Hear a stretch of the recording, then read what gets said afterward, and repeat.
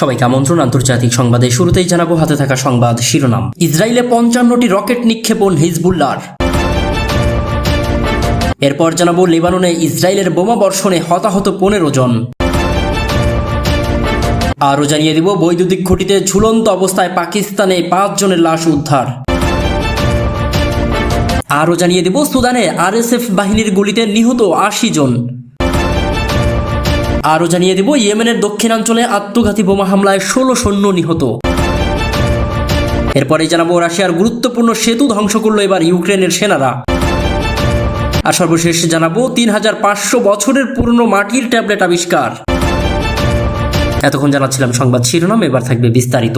তবে বিস্তারিত খবরে যাওয়ার আগে আপনাদের কাছে অনুরোধ, যারা এখন আমাদের ইউটিউব চ্যানেলটি সাবস্ক্রাইব করেননি দ্রুতই সাবস্ক্রাইব করে আমাদের পাশেই থাকুন। ইসরায়েলে 55টি রকেট নিক্ষেপণ করেছে হিজবুল্লাহ। ইসরায়েলের আইলেট হাসারে বসতি লক্ষ্য করে রকেট নিক্ষেপ করা হয়েছে, বিষয়টি নিশ্চিত করেছে ইসরায়েলি সামরিক বাহিনী। পূর্বেই হিজবুল্লাহ এই হামলার দাবি জানিয়েছিল। নিক্ষেপ করা রকেটের ভেতর কিছু রকেট ফাঁকা জায়গায় পড়েছে বলেও জানিয়েছে ইসরায়েল। এই ঘটনায় কোনো হতাহতের ঘটনা ঘটেনি বলেও উল্লেখ করেছে তারা। তবে রকেট নিক্ষেপের ফলে বেশ কয়েকটি এলাকায় দাবানল তৈরি হয়েছে, যা নেভাতে কাজ করছে ফায়ার ব্রিগেড। এর আগে মিসগাফ আমের উত্তর দিকে একটি সামরিক অবস্থানে লক্ষ্য করে হামলা চালানো হয়, যে হামলায় একজন সৈন্য গুরুতর এবং একজন সৈন্য সামান্য আহত হয়েছিল।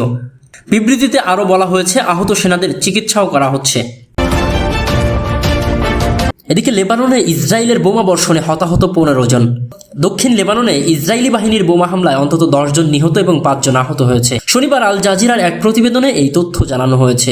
সংবাদ মাধ্যমটি জানিয়েছে লেবাননের দক্ষিণে নাবাতিহা অঞ্চলের তুল শহরের একটি আবাসিক ভবনকে লক্ষ্য করা হয়েছে, এতে ওই হতাহতের ঘটনা ঘটে। এছাড়াও দক্ষিণ লেবাননে রাহিম বেইত লিফ কৌজা, কাফারকালা এবং আইতারুনেও বোমা বর্ষণ করেছে ইসরায়েলি বাহিনী।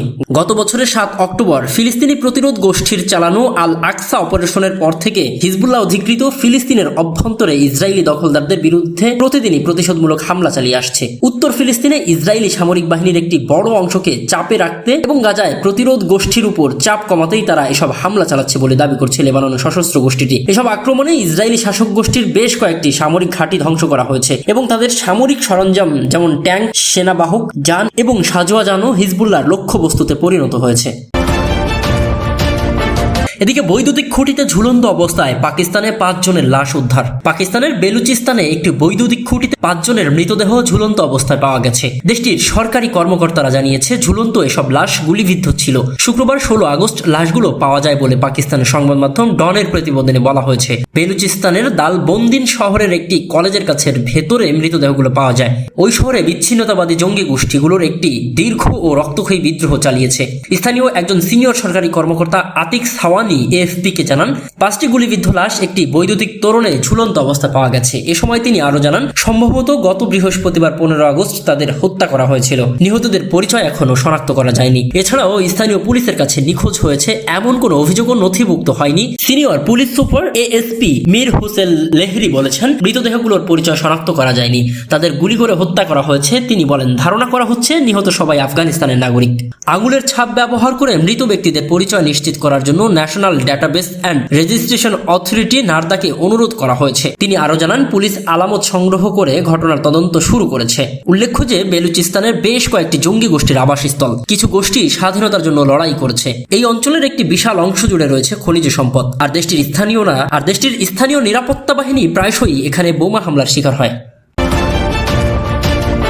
এদিকে সুদানের আরএসএফ এর বাহিনীর গুলিতে নিহত 80 জন। সুদানের সিন্নার রাজ্যের একটি গ্রামে মেয়েদের অপহরণ করতে গিয়ে বাধার মুখে পড়ে গ্রামবাসীকে এলোপাতাড়ি গুলি চালিয়েছে দেশটির র্যাপিড সাপোর্ট ফোর্স আরএসএফ এর সদস্য। এতে অন্তত 80 জন নিহত হয়েছেন। ভারতীয় সংবাদ মাধ্যম এনডিটিভির এক প্রতিবেদনে এমন খবরই জানানো হয়। প্রতিবেদনে বলা হয়েছে, মধ্য সুদানের সিন্নার রাজ্যে জলকনি গ্রামের বৃহস্পতিবার 15 আগস্ট আধা সামরিক বাহিনী আরএসএফ এর সদস্যরা ওই গ্রামের মেয়েদের অপহরণের জন্য গিয়েছিল। এই সময় স্থানীয়রা বাধা দিলে নির্বিচারে গুলি চালায় আরএসএফ। এতে কমপক্ষে 80 জন নিহত হন। সিন্নার রাজ্যের রাজধানী সিঙ্গা সহ বড় অংশ গত জুন থেকেই আরএসএফ এর নিয়ন্ত্রণে। রাজ্যের পূর্বাঞ্চল নিয়ন্ত্রণ করছে সুদানের আরেক আধা সামরিক বাহিনী, সুদানিস আর্ম ব্যান্ড ফোর্সেস। USSAF। গত বছর থেকেই সুদানের সেনাবাহিনীর বিরুদ্ধে লড়াই চালিয়ে যাচ্ছে RSF। তাছাড়া গত এপ্রিল থেকে SF ও RSF এর মধ্যকার লড়াইয়ে প্রাণ হারিয়েছে 16,650 জন। সিন্নার রাজ্যের লড়াইয়ে এখনো পর্যন্ত 7,25,000-এর বেশি মানুষ বাস্তুচ্যুত হয়েছে। জাতিসংঘ বলছে সুদানের চলমান সংঘাতে 1,70,00,000 মানুষ বাস্তুচ্যুত হয়েছে, আর প্রতিবেশী দেশে আশ্রয় নিয়েছে 22 লাখ সুদানি। গত বুধবার 14 আগস্ট সুইজারল্যান্ডে যুক্তরাষ্ট্র, সৌদি আরব ও সুইস কর্মকর্তাদের মধ্যস্থতায় সুদানে যুদ্ধবিরতির জন্য আলোচনা শুরু হয়, তবে এতে অংশ নেয়নি সুদানের সেনাবাহিনীরা। এদিকে ইয়েমেনের দক্ষিণাঞ্চলে আত্মঘাতী বোমা হামলায় 16 সৈন্য নিহত। ইয়েমেনের আবিয়ানা দক্ষিণাঞ্চলে আত্মঘাতী বোমা হামলায় 16 জন ইয়েমেনি সৈন্য নিহত ও 18 জন আহত হয়েছেন। স্থানীয় কর্তৃপক্ষের বরাত দিয়ে আল জাজিরা তাদের এক প্রতিবেদনে এই তথ্য জানিয়েছে। সাউদার্ন ট্রানজিশনাল কাউন্সিলের STC মুখপাত্র মোহাম্মদ আল নাকিব জানান, হামলাকারী শুক্রবার 16 আগস্ট মুদিয়াহ জেলায় গাড়িতে বোমা নিয়ে নিরাপত্তা বাহিনীর একটি স্থানে প্রবেশ করে। Al Qaeda in the Arabian peninsula AQAP এক বিবৃতিতে এই অভিযানের দায় স্বীকার করেছে। তারা বলেছে, বোমা সহকারে গাড়ি নিয়ে এক ব্যক্তি সোনা ঘাটিতে প্রবেশ করে এই বিস্ফোরণ ঘটায়। 2009 সালে আল কায়দার ইয়েমেনি অংশ ও সৌদিতে থাকা উপদলের সমন্বয়ে গঠিত আল কায়দা ইন দ্য আরাবিয়ান পেনিনসুল বা AQP পরবর্তীতে ইয়েমেন যুদ্ধের বিশৃঙ্খলার মধ্যেই এই সংগঠনে বেড়ে ওঠা এবং বিকশিত হওয়া।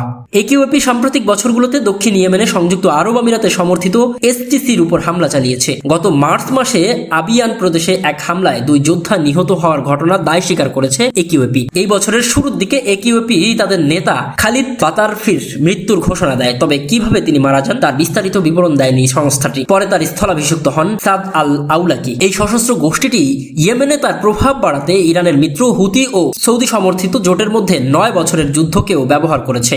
STC হুতিদের বিরুদ্ধে ইয়েমেনি সরকারের পক্ষে সমর্থন জানালেও 1990 সালে একত্রিত হওয়া দক্ষিণ ইয়েমেনের স্বাধীনতা চায়। এদিকে ইসরায়েল ইস্যুর মধ্যে ইয়েমেনে AQPর এই হামলা দেশটিতে সহিংসতা নিয়ে উদ্বেগ আরো বাড়িয়ে দিয়েছে। এর আগে গত মাসে ইয়েমেনের বন্দর শহর হোদাইদায় আক্রমণ করে ইসরায়েল। তেল আবিবের এই আক্রমণের কমপক্ষে 6 জন নিহত হয়। এদিকে রাশিয়ার গুরুত্বপূর্ণ সেতু রাশিয়ার কুরস্ক অঞ্চলে অভিযান চালিয়েছে ইউক্রেন। অভিযান চালানোর মধ্যে রাশিয়ার সেম নদীর উপরে অবস্থিত একটি গুরুত্বপূর্ণ সেতু ধ্বংস করেছে ইউক্রেন। সেনা সরবরাহের জন্য ক্রেমলিন সেতুটি ব্যবহার করত বলে প্রতিবেদনে উল্লেখ করেছে BBC। কুরস্ক অঞ্চলে অনুপ্রবেশ অব্যাহত রেখেছে ইউক্রেন। রুশ কর্মকর্তাদের উদ্ধৃতি দিয়ে BBC প্রতিবেদনে বলা হয়েছে, গ্লুস্কোভো শহরের কাছে এই অভিযানে স্থানীয় জেলার কিছু অংশ বিচ্ছিন্ন হয়ে গেছে। ক্রেমলিন ওই সেতু ব্যবহার করে সেনা সরবরাহ করে আসছিল।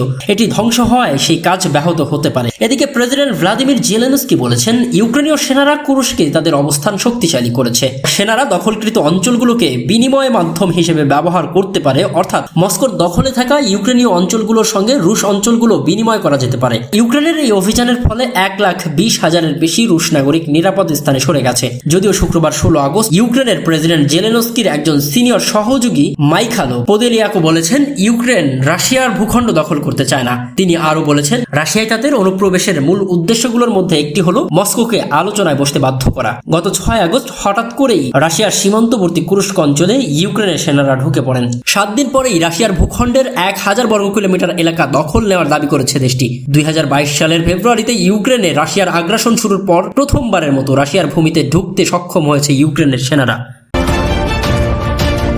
এদিকে 3500 বছরের পুরনো মাটির ট্যাবলেট আবিষ্কার। তুরস্কে খননের সময় 3500 বছরের পুরনো মাটির ট্যাবলেট খুঁজে পেয়েছে প্রত্নতান্ত্রিকেরা। ট্যাবলেটটি ব্রোঞ্জ যুগের শেষের দিকে জীবন কেমন ছিল সেই বিষয়ে আলোকপাত করতে পারে বলেও ধারণা করা হচ্ছে। ট্যাবলেটটিতে কিউনিফর্ম অন্যতম প্রাচীন লেখার পদ্ধতি সেটা অনুসরণ করা হয়েছে। কিউনিফর্ম লেখার প্রাচীনতম রূপগুলোর মধ্যে একটি। লেখার এই রূপটি প্রাচীন মধ্যপ্রাচ্য জুড়ে ব্যবহৃত হতো। নতুন পাওয়া এই ট্যাবলেটটি খ্রিস্টপূর্ব 15 শতকের বলেও প্রতিবেদনে উল্লেখ করেছে সংবাদ মাধ্যম CNN। প্রাচীন এই শিলালিপিটিতে প্রচুর পরিমাণের আসবাবপত্র কেনার কথা বর্ণনা করা হয়েছে। তুরস্কের সাংস্কৃতিক ও পর্যটন মন্ত্রী মেহমেদ বলেছেন, আমরা বিশ্বাস করি যে 28 গ্রাম ওজনের এই ট্যাবলেটটি ব্রোঞ্জ যুগের শেষের অর্থনৈতিক কাঠামো এবং রাষ্ট্র ব্যবস্থা বোঝার ক্ষেত্রে একটি নতুন দৃষ্টিভঙ্গি প্রদান করবে।